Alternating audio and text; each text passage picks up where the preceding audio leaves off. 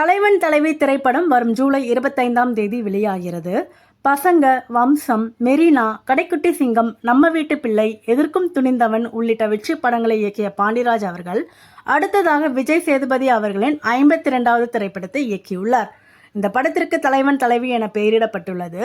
இதில் கதாநாயகியாக தேசிய விருது பெற்ற நடிகை நித்யா மேனன் அவர்கள், நடிகர் யோகி பாபு அவர்கள் உட்பட பலர் நடித்துள்ளனர். இப்படத்தை சத்யஜோதி பிலிம்ஸ் தயாரித்துள்ளது. இத்திரைப்படம் குடும்பங்கள் மற்றும் இளைஞர்கள் கொண்டாடும் விதமாக உருவாகியுள்ளது. திரைப்படம் வரும் ஜூலை 25ஆம் தேதி வெளியாகிறது. படத்தின் ப்ரீ ரிலீஸ் நிகழ்ச்சி சமீபத்தில் நடைபெற்றது. அதில் இயக்குனர் பாண்டிராஜ் அவர்கள் பேசுகையில், ஏறத்தாழ 3.5 வருடங்களுக்கு பிறகு பத்திரிகையாளர்களாகிய உங்களை சந்திப்பதில் மகிழ்ச்சி அடைகிறேன். நான் இதுவரை 11 படங்களை இயக்கியிருக்கிறேன். 10 படங்களுக்கு நான் நினைத்த ஹீரோயின் கிடைத்ததில்லை.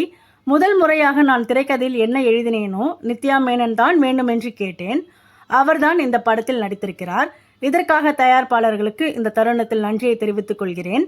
96 இயக்குனர் பிரேம்குமாரை பசங்க படத்தின் ஒளிப்பதிவாளராக எனக்கு அறிமுகப்படுத்தியது விஜய் சேதுபதி தான்.